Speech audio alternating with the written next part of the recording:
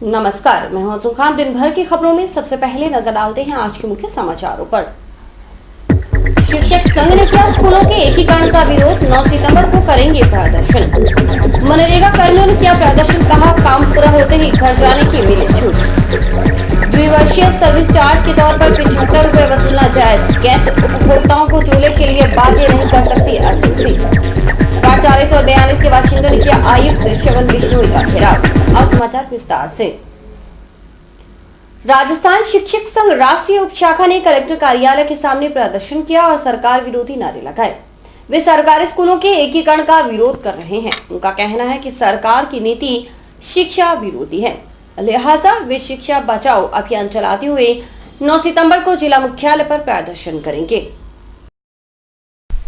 राजस्थान शिक्षक संघ राष्ट्रीय के प्रतिनिधि कलेक्ट्रेट पहुंचे और उन्होंने सरकार विरोधी नारे लगाते हुए प्रदर्शन किया। प्रदेश उपाध्यक्ष संजय शर्मा के नेतृत्व में शिक्षकों का कहना था कि सरकार ने शिक्षक संगठनों के विरोध को देखते हुए एकीकरण प्रक्रिया में छात्रा विद्यालयों को छूट देने का भरोसा दिलाया था, लेकिन इसके बावजूद पूरी तरह घोर लापरवाही बरती गई।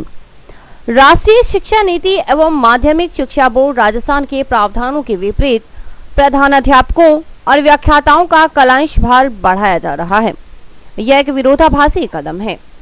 सरकार पूरी तरह मनमानी पर उतारू है। ऐसे में वे आंदोलन को तेज करने के लिए कटिबद्ध हैं। वापस लो, एकीकरण बंद करो, बंद करो, बंद करो, एकीकरण बंद करो, बंद करो, बंद करो। शिक्षा मंत्री तेरी मनमानी नहीं चलेगी, नहीं चलेगी। शिक्षा मंत्री तेरी मनमानी नहीं चलेगी, नहीं चलेगी। सरकार पिछले 4 महीने से एकीकरण और समानीकरण के नाम पर ऐसा काम कर रही है कि जिससे आने वाले समय में पूरी शिक्षा व्यवस्था चौपट हो जाएगी। 1 किलोमीटर से जो कि कानूनी अधिकार है कि विद्यालय होने चाहिए, उस कानूनी अधिकार को दरकिनार करके 1 किलोमीटर से अधिक दूरी वाले विद्यालयों को दूसरे विद्यालयों में मर्ज किया गया है, जिससे जो छोटे 6 से 14 आयु वर्ष के बच्चे हैं उनके परिवारों को अपने घर के नज़दीक विद्यालय नहीं मिलेंगे।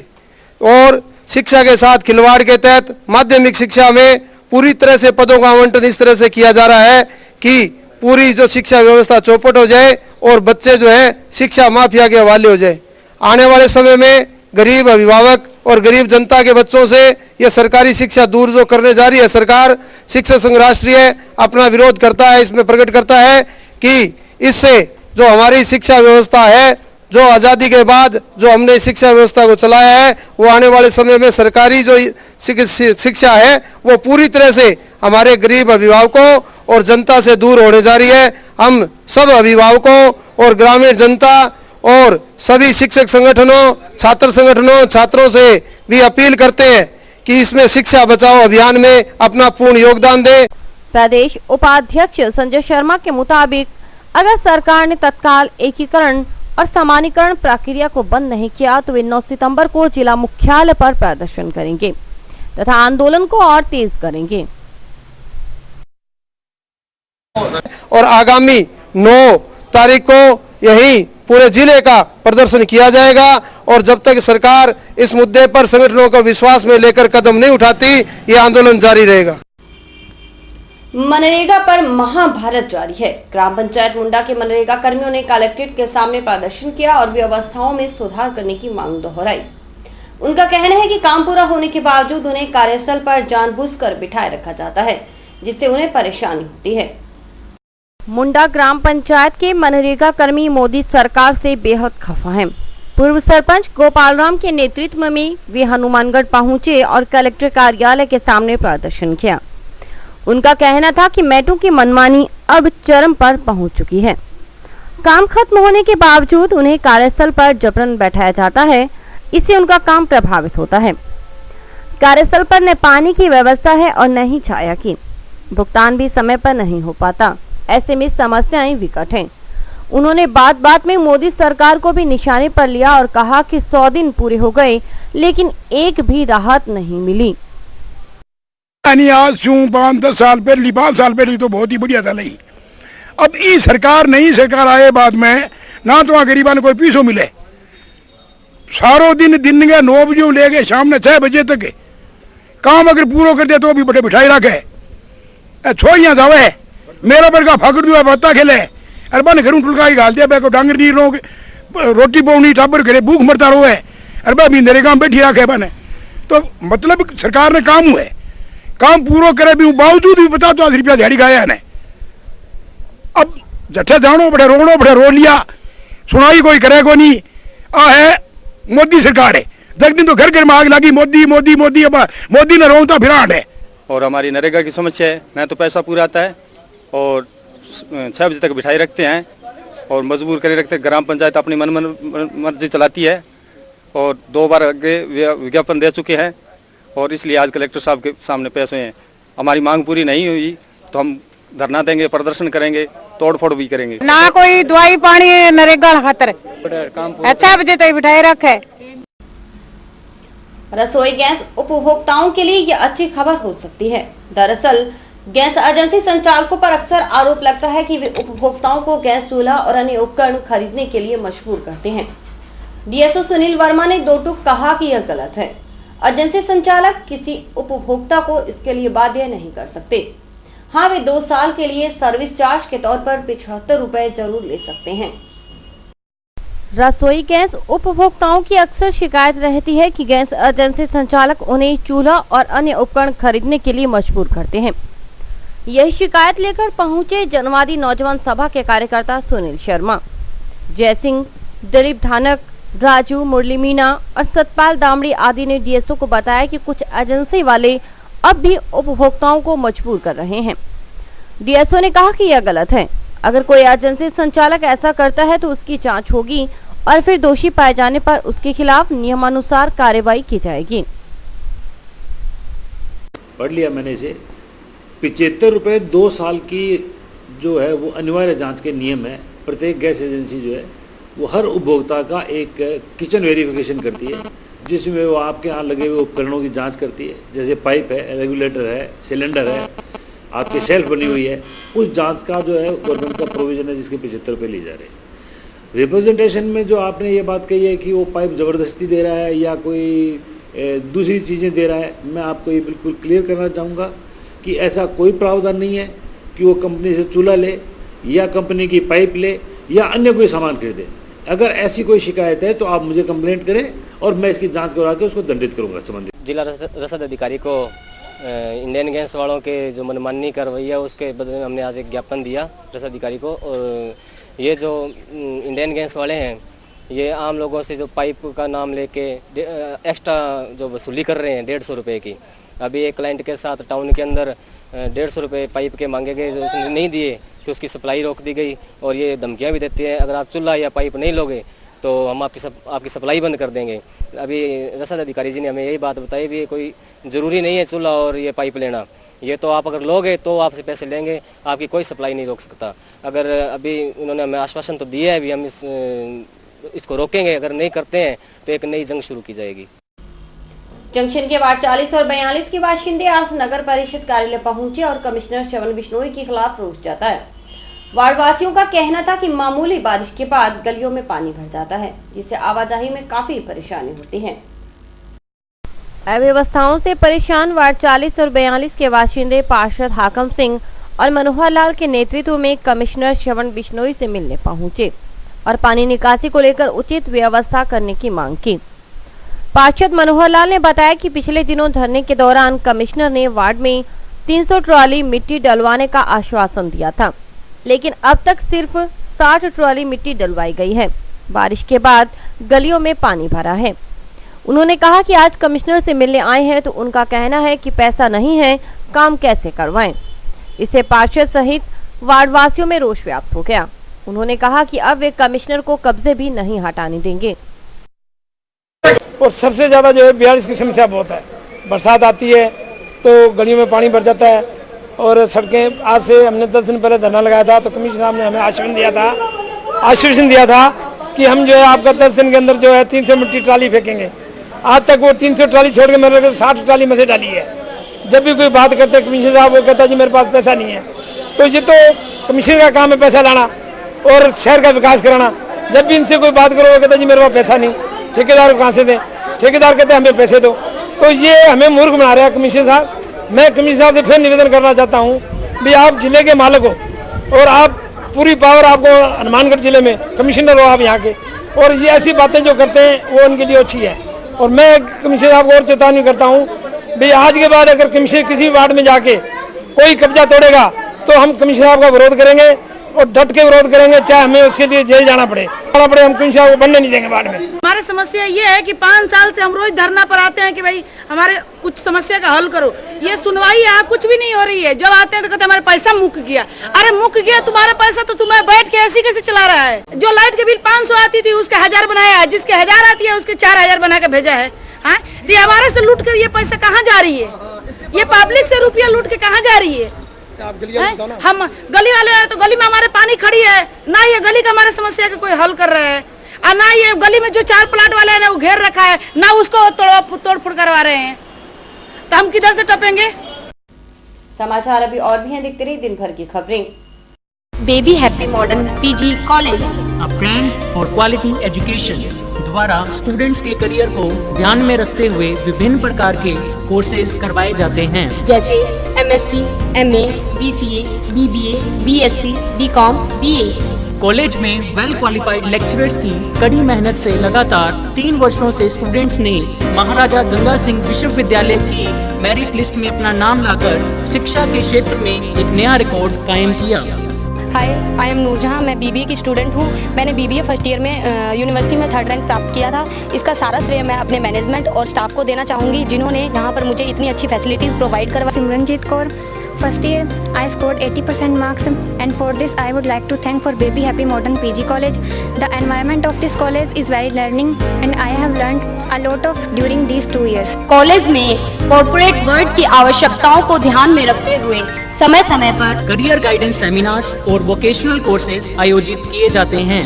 महाविद्यालय में library, labs, wifi, playground, canteen, transport आदि फैसिलिटीज प्रोवाइड की जाती है। संस्था का उद्देश्य स्टूडेंट्स को एकेडमिक्स के साथ साथ एक्स्ट्रा करिकुलम एक्टिविटीज जैसे कल्चरल, स्पोर्ट्स आदि में संपन्न बनाना है। सहारा परिवार की ओर से मिलावट के खिलाफ जंग के लिए सहारा क्यू शॉप अब आपके शहर हनुमानगढ़ टाउन में रोमाना इंटरप्राइजेस पर खुल गया है, जहां पर आपको बिना मिलावट के शुद्ध व अच्छी क्वालिटी के उत्पाद मिलेंगे, जैसे देसी घी, आटा, चाय, चावल, चीनी आदि किराना का सामान, इलेक्ट्रॉनिक्स व जनरल स्टोर का सामान भी मिलेगा। इसके अलावा रोमाना इंटरप्राइजेस में अमूल का आइसक्रीम पार्लर भी है।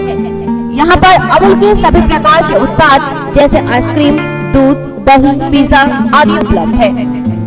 रोमाना इंटरप्राइजेस की अन्य ब्रांचें रोमाना बिल्डिंग मटेरियल और रोमाना प्रॉपर्टी एडवाइजर। संपर्क करें रोमाना टावर, रोमाना कॉलोनी, नजदीक नीचे सिनेमा, हनुमानगढ़ टाउन। हमारे यहाँ पर आपको आकर्षक कीमतों पर 32 इंच LED, LCD टीवी उपलब्ध हैं। डीजी वर्ल्ड के शोरूम पर आपको आकर्षक brand Videocon, Sansui, Kelvinator, Electrolux, Philips, Panasonic, Kenstar आदि के होम एप्लायंसेस मिलेंगे। यहाँ पर LED, LCD TV, AC, refrigerator, washing machine, microwave, water heater आदि इलेक्ट्रॉनिक सामान आकर्षक कीमतों पर एक ही छत के नीचे मिलेंगे। डीजी वर्ल्ड पर मल्टीनेशनल कंपनियों के सभी इलेक्ट्रॉनिक्स आइटम उपलब्ध है, जिसमें विशेष रूप में कॉपर वाइंडिंग के AC और हार्ड पैनल की बढ़िया LEDयां उपलब्ध है। संपर्क करें DG World, Town Junction Road, Vijay Cinema के सामने। रोडवेज बस से नीचे उतरते वक्त चालक की लापरवाही से एक महिला का पैर कुचल गया। भीड़ ने बस को रोक लिया और महिला को तत्काल पास के एक निजी अस्पताल में पहुंचाया। प्राथमिक उपचार के बाद महिला को एम्बुलेंस से टाउन अस्पताल भेजा गया। वहीं पुलिस ने बस को जब्त कर लिया है। रोडवेज बसों में चालक के पास इतनी फुर्सत नहीं कि वह यात्री को उतरने का पूरा वक्त दे। यात्री उतरे नहीं कि बस को आगे बढ़ाना उनके आदत में शुमार है। यही वजह है कि डिपो के पास जंक्शन में एक महिला बस की चपेट में आ गई। जिस बस से वह नीचे उतरी थी उसी के पिछले पहिए से उसका पैर कुचल गया। लोगों ने बस को रुकवाया और फिर महिला को लेकर गर्ग अस्पताल पहुंचे। प्राथमिक उपचार के बाद एम्बुलेंस मंगवाया और उसे राजकीय जिला अस्पताल भिजवाया। रोडवेज के बाद आने के बाद ये एक जंक्शन पुल है जो, उसके बाद वहाँ लेडीज उतरी और उनका पैर नीचे आ गया और जैसे बस स्लो हुई हमने गाड़ी बस रुकवाया, धक्का दिया और उनको बस वालों को रुकवाया और साथ के साथ हमने गर्ग हॉस्पिटल आए, हम लोगों को लेडीज को लेके गए। सूचना पाकर पहुंची पुलिस ने महिला को एम्बुलेंस से राजकीय अस्पताल भिजवाया। बाद में बस को जब्त कर लिया गया। पुलिस के मुताबिक बस चालक के खिलाफ नियमानुसार कार्रवाई की जाएगी। टेलीफोन मिला कि रोडवे डिपो के सामने कोई बस से सवारी उतरते वक्त बस के नीचे आ गई, तो यहाँ पहुँचे हैं तो वो सवारी को बस से उतर रही थी और राजस्थान रोडवेज की बस है, उतरते वक्त पिछले टायर के नीचे उसका पैर आ गया, जिसको 108 के जरिए वहाँ भिजवाया हॉस्पिटल। टाइम्स पब्लिक स्कूल में नैतिक शिक्षा और देशभक्ति की भावना विकसित करने के लिए सेमिनार का आयोजन किया गया। इसमें दिव्य ज्योति जागृति संस्थान के संत स्वामी अविनाश और रमन ने संबोधित किया। उन्होंने कहा कि हर नागरिक की पहचान उसके देश से है और यही वजह है कि देश से बड़ा कुछ भी नहीं। हनुमानगढ़ टाउन स्थित टाइम्स पब्लिक स्कूल में सेमिनार का आयोजन हुआ। दिव्य ज्योति जागृति संस्थान के संत अविनाश और रमन आदि ने कहा कि वक्त भयावह है। अब स्थिति यह है कि कोई अपने भाई को भाई नहीं समझ रहा। ऐसे में देशभक्ति की भावना गौण होती जा रही है। करेगा कुछ, जो अपने भाई के लिए कुछ करने के लिए तैयार नहीं, वैसे अपनी समाज के लिए क्या करेगा, राष्ट्र के लिए क्या करेगा। लेकिन बच्चों, महापुरुष भी कहते हैं अगर राष्ट्र नहीं होगा, देश नहीं होगा, फिर हम कहां रहेंगे। अगर मैं आपसे पूछता हूं कि हमारा देश, हमने भी सुना, आपने भी सुना होगा कि बहुत लंबा समय हम मुगलों के गुलाम रहे, अंग्रेजों के गुलाम रहे। इस कारण हम कमजोर हो गए। हम ये सुनते आ रहे हैं, हम इस कारण कमजोर हो गए कि हम बहुत लंबा समय गुलाम रहे। लेकिन ये बात नहीं है, ये गलत सोच है, उल्टी सोच के हम। लेकिन जो अध्यात्मवादी महापुरुष है वो इसका समाधान देता है कि आप इसलिए कमजोर हो गए, हम इसलिए गुलाम हुए कि हम कमजोर हो, पहले कमजोर हुए इस कारण गुलाम हुए। व्यवस्थापक सागरमल लड्ढा, निदेशक गोपाल लड्ढा, प्राचार्य हितेंद्र शर्मा, सुशील महेश्वरी आदि ने कहा कि नैतिक शिक्षा के बगैर समाज मजबूत नहीं हो सकता। बुराइयों को दूर रखने के लिए हमें एकजुट होकर रहना होगा। आज टाइम्स पब्लिक स्कूल में दिव्य ज्योति जागरण संस्था द्वारा राष्ट्रीय उत्थान व नैतिक शिक्षा पर एक सेमिनार का आयोजन हुआ। इस सेमिनार में मलोट से पधारे हुए स्वामी अविनाश जी, रमन जी व हनुमानगढ़ से आए हुए उनके साथियों ने बहुत ही अच्छा वक्तव्य दिया। आज के युग में जो बच्चों में नैतिक शिक्षा का जो आभास हो रहा है, उसकी कमी को दूर करने के लिए कई तरह के प्रयोग बताए गए और कई तरह के उदाहरण देकर बच्चों को नैतिक शिक्षा के बारे में जागरूक किया। खूबसूरत और प्रेरणादायक संदेश देने के लिए यात्रा पर निकलने का नियम रहा है। अनूपगढ़ के कुछ लोगों ने अमृतसर साहिब तक पैदल जाने का निर्णय किया है। उनका मकसद है लोगों को नशे के खिलाफ प्रेरित करना और गुरु सेवा के प्रति अलग जगाना। हनुमानगढ़ पहुंचे जत्थे का स्वागत किया गया। सतनाम वाहे गुरु और वाहे गुरु जी का खालसा, वाहे गुरु जी की फतेह जैसे नारों से गुंजायमान हो रहा था क्षेत्र। एक बुजुर्ग व्यक्ति हाथ में निशान साहिब को थामे आगे बढ़ रहा था और पीछे चल रहे थे बाकी श्रद्धालु। दरअसल यह जत्था पहुंचा था अनूपगढ़ से। अनूपगढ़ के कुछ लोगों ने अमृतसर साहिब तक पदयात्रा करने का निर्णय किया। वे इसी क्रम में हनुमानगढ़ पहुंचे। गुरुद्वारा दीप सिंह, गुरु नानक देव दरबार और नामदेव गुरुद्वारा आदि के स्वयंसेवकों ने उनका स्वागत किया।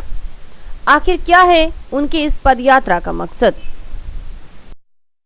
फतेह जी, ਇਹ ਜਥਾ ਜਿਹੜਾ ਜੀ 30 ਤਰੀਕ ਨੂੰ ਚੱਕ 4 ਤਹਿਸੀਲ ਨੂਪਗੜ੍ਹ ਤੋਂ ਰਵਾਨਾ ਹੋਇਆ, ਜਿੱਥੇ ਰਾਮ ਸਿੰਘਪੁਰ, ਵਿਜਯਨਗਰ, ਸੂਰਤਗੜ੍ਹ, ਜਾਨਕੀ ਦਾਸ, ਅਹਿਮਦਪੁਰ ਅਤੇ ਰਾਤ ਮਸਰੂਵਾਲ ਦਾ ਰਹਿੰਦਾ ਹੋਇਆ ਹਨੂਮਾਨਗੜ੍ਹ ਪਹੁੰਚਿਆ। ਇਸ ਜਥੇ ਦਾ ਮੁੱਖ ਉਦੇਸ਼ ਹੈ ਨਸ਼ਿਆਂ ਤੋਂ ਮੁਕਤ ਕਰਾਉਣਾ, ਨੌਜਵਾਨ ਪੀੜ੍ਹੀ ਨੂੰ ਗੁਰੂ ਘਰ ਨਾਲ ਜੋੜਨਾ ਅਤੇ ਗੁਰਬਾਣੀ ਦਾ ਵਿਖਿਆਨ ਕਰਨਾ, ਅੰਮ੍ਰਿਤ ਛਕਾਉਣ ਦਾ ਪ੍ਰੇਰਿਤ ਕਰਨਾ ਅਤੇ ਹੋਰ ਭੈੜੀਆਂ ਬੁਰਾਈਆਂ ਤੋਂ ਦੂਰ ਕਰਨਾ ਸਾਡਾ ਮੁੱਖ ਉਦੇਸ਼ ਹੈ। ਇਸ ਦਾ ਧੰਨ ਧੰਨ ਸਤਿਗੁਰੂ ਸ੍ਰੀ ਗੁਰੂ ਰਾਮਦਾਸ ਚੇਤਨਾ ਮਾਰਗ ਪੈਦਲ ਯਾਤਰਾ ਸੰਘ ਹੈ। ਇੱਕ ਜਥਾ ਪੈਦਲ ਯਾਤਰਾ ਦਾ ਜਥਾ ਜੋ ਅਨੂਪਗੜ੍ਹ ਤੋਂ ਚੱਲਿਆ ਸੀਗਾ, ਗੁਰੂ ਸਾਹਿਬ ਦਾ ਜਸ ਕਰਦਾ ਹੋਇਆ ਹਰਿਮੰਦਰ ਸਾਹਿਬ ਨੂੰ ਜਾ ਰਿਹਾ ਹੈ। ਅੱਜ ਹਨੂਮਾਨਗੜ੍ਹ 2 ਤਰੀਕ ਨੂੰ ਇਹ ਪਹੁੰਚਿਆ ਹੈ 10 ਵਜੇ। ਸੋ ਇਹਨਾਂ ਦਾ ਸਵਾਗਤ ਕਰਨ ਵਾਸਤੇ ਇਲਾਕੇ ਦੀਆਂ ਸੰਗਤਾਂ, ਪ੍ਰਬੰਧਕ ਕਮੇਟੀਆਂ ਇੱਥੇ ਪਹੁੰਚੀਆਂ ਹਨ ਅਤੇ ਇਹ ਜਥਾ ਜੋ ਹੈ ਇੱਥੇ ਜਲਪਾਨ ਦਾ ਪ੍ਰੋਗਰਾਮ ਹੈ। ਸਵਰਗੀ ਬਾਪੂ ਸ਼ਾਮ ਸਿੰਘ ਜੀ, ਸੱਗੂ ਪਰਿਵਾਰ, ਉਹਨਾਂ ਦੇ ਪਰਿਵਾਰ ਵੱਲੋਂ ਇੱਥੇ ਇਹਨਾਂ ਦਾ ਲੰਗਰ ਪਾਣੀ ਦਾ ਪ੍ਰੋਗਰਾਮ ਰੱਖਿਆ ਗਿਆ ਹੈ ਅਤੇ ਆਪਸੀ ਭਾਈਚਾਰਾ ਅਤੇ ਮੇਲ ਮਿਲਾਪ ਵਾਸਤੇ ਜਥਾ ਹਰਿਮੰਦਰ ਸਾਹਿਬ ਵਿਖੇ ਅਰਦਾਸ ਕਰਨ ਜਾ ਰਿਹਾ ਹੈ। ਇੱਥੇ ਸਾਰੀਆਂ ਸੰਗਤਾਂ ਦੇ ਵਿੱਚ ਸਾਰੀਆਂ ਸੰਗਤਾਂ ਨੇ ਮਿਲ ਕੇ ਇਹਨਾਂ ਦਾ ਸਵਾਗਤ ਕੀਤਾ ਹੈ, ਸਰੋਪਾ ਦੇ ਕੇ ਇਹਨਾਂ ਨੂੰ ਨਵਾਜਿਆ ਹੈ ਅਤੇ ਗੁਰਦੁਆਰਾ ਸ਼ਹੀਦ ਬਾਬਾ ਦੀਪ ਸਿੰਘ ਜੀ ਅਤੇ ਗੁਰਦੁਆਰਾ ਨਾਮਦੇਵ ਜੀ ਅਤੇ ਨਾਨਕ ਦਰਬਾਰ ਗੁਰਦੁਆਰਾ ਸਾਹਿਬ ਅਤੇ ਹੋਰ ਸੰਗਤਾਂ ਅਤੇ ਬਾਬਾ ਬੁੱਢਾ ਜੀ ਗ੍ਰੰਥੀ ਸਭਾ ਰਾਜ ਇਕਾਈ, ਉਹ ਵੀ ਸਿੰਘ ਇੱਥੇ ਪਹੁੰਚੇ ਹਨ ਇਹਨਾਂ ਦੇ ਸਵਾਗਤ ਵਾਸਤੇ ਅਤੇ ਅਰਦਾਸ ਕਰਦੇ ਹਾਂ ਇਹ ਜਥਾ ਚੜ੍ਹਦੀ ਕਲਾ ਦੇ ਵਿੱਚ ਹਰਿਮੰਦਰ ਸਾਹਿਬ ਜੋ ਪੈਦਲ ਜਾ ਰਿਹਾ ਹੈ 9 ਤਰੀਕ ਨੂੰ ਜਿਨ੍ਹਾਂ ਨੇ ਪਹੁੰਚਣਾ ਹੈ, ਸੱਚੇ ਪਾਤਸ਼ਾਹ ਇਹਨਾਂ ਦੀ ਯਾਤਰਾ ਨੂੰ ਸਫਲਾ ਕਰੇ ਅਤੇ ਆਪਸ ਦੇ ਵਿੱਚ ਮੇਲ ਮਿਲਾਪ ਜੋ ਭਾਈਚਾਰੇ ਦੇ ਵਾਸਤੇ ਅਰਦਾਸ करने जा रहे हैं, सच्चे पातशाह ਇਹਨਾਂ ਦੀਆਂ मनोकामना पूरियां करे। और अभी वक्त है हेडलाइंस का।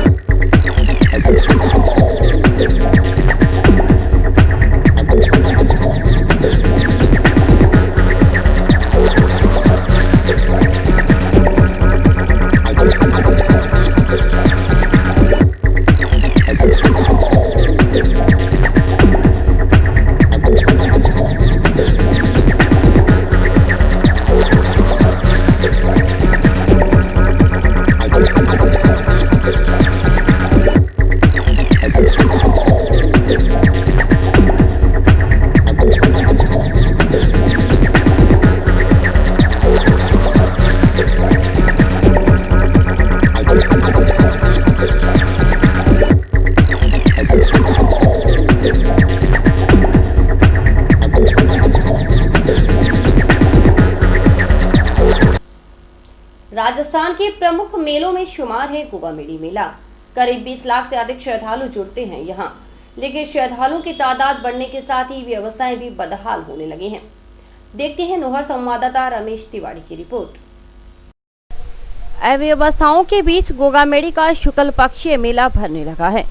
हजारों किलोमीटर का सफर तय कर यहाँ आने वाले यात्रियों को पेयजल तक नसीब नहीं हो रहा है। तपती गर्मी और उमस के बावजूद घंटों कतार में लगकर अपनी बारी का इंतजार कर रहे श्रद्धालुओं को कई समस्याओं का सामना करना पड़ रहा है। कतार में लगे यात्रियों के लिए न तो पेयजल है और न ही हवा का प्रबंध। ऐसे में रोजाना अनेक यात्री अचेत होकर गिर पड़ते हैं, लेकिन कोई पानी पिलाने वाला नहीं। इससे उनके साथ आए छोटे छोटे बच्चों का मारे प्यास के गला सूख जाता है। इसके अलावा मंदिर के सामने खराब व बंद पंखों से गर्मी में उनका बेहाल है। 1, 2 और 3 सितंबर को शीर्ष दिन होंगे। इन 3 दिनों में करीब 4 लाख श्रद्धालु धूप लगाएंगे। इनमें राजस्थान सहित पंजाब, हरियाणा, दिल्ली आदि राज्यों के श्रद्धालु पहुंचेंगे। गौरतलब है कि 1 माह तक चलने वाला यह मेला कृष्ण पक्ष व शुक्ल पक्ष 2 चरणों में चलता है, जिसमें 25 से 30 लाख श्रद्धालु धूप लगाने आते हैं। हर वर्ष करोड़ों रुपए की आय बटोरकर अपनी व्यवस्था चलाने वाला देवस्थान विभाग यात्री सुविधाओं के नाम पर इस मेले में कुछ भी खर्च नहीं करता। न सफाई है और न ही शौचालय की माकूल व्यवस्था। जगह जगह लगे गंदगी के ढेर सारी हकीकत बयां कर देते हैं। उधर स्थानीय प्रशासन व पुलिस ने भी व्यवस्थाएं चाक चौबंद करने की तैयारी शुरू कर दी है। एसडीएम सोहनलाल कायल, तहसीलदार कपिल उपाध्याय व डीएसपी नानगर राम मीणा ने मेले की व्यवस्थाओं का जायजा लिया। मेले के अंदर प्रशासनिक स्तर पर व्यवस्था के मेले के अंदर शांतिपूर्ण मेले का प्रथम पेश समाप्त हो गया है। आज 9 मई है। मेले का जो भीड़ भाड़ है वो 3 बजे तक काफ़ी कम हो गई है और अब 3 बजे तक कम हो जाएगी। अब प्रथम पेज के अंदर आज के बाद में कल से 3 दिन सफाई अभियान चलेगा, जिसके अंदर जो पहले मेले की गंदगी होती है उस गंदगी को पूरी तरह सफाई करवा के जो और कहीं बाहर खड्डा खुदवा के उस गंदगी को डलवाया जाएगा। और मेडिकल टीम को निर्देशित कर दिए देवस्थान उसको सामान देगा। वो जहाँ गंदगी पड़ी है वहाँ कीटनाशक दवा और स्प्रे करे, जिससे कोई महामारी या इस टाइप की नहीं फैले। तो सफाई व्यवस्था है, जो गंदगी भी है उसको सफाई व्यवस्था कर ले तो काफ़ी हद तक ये व्यवस्था सुचारू रूप से चल सकेगी और गंदगी बीमारियाँ नहीं फैलेगी। Town Ambedkar colony merchant association द्वारा नगर परिषद सभापति सुरेंद्र कौर को ज्ञापन सौंपकर कॉलोनी के दुकानदारों के लिए शौचालय बनवाने की मांग की है। दुकानदारों का कहना है कि शौचालय नहीं होने से दुकानदार काफी परेशान हैं।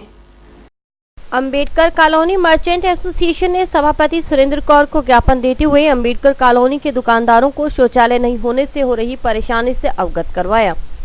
उन्होंने कहा कि शौचालय नहीं होने से दुकानदार परेशान हैं और इससे माहौल खराब होता है। अंबेडकर कॉलोनी मर्चेंट एसोसिएशन के दुकानदार भाई सभी सभापति महोदय से मिले और उनको बताया गया कि हमारी ये मुख्य समस्या है कि सभी दुकानदारों को शौचालय की बहुत आवश्यकता है, क्योंकि शौचालय जाने के लिए दुकानदारों को दूर जाना पड़ता है, पीछे से दुकानदार की नुकसान होने का खतरा रहता है और दूर ना जाएं तो आसपास खड़े होकर में आसपास मोहल्ले में खड़े होकर घरों के सामने मुतने तो बहुत बुरा भद्दा प्रदर्शन होता है। इसकी एक मुख्य डिमांड रखी गई है कि हमें एक छोटा सा शौचालय बना करके दिया जाए। और इसी के साथ समाचार समाप्त हुए। रोजाना देखते रहिए समाचार। नमस्कार।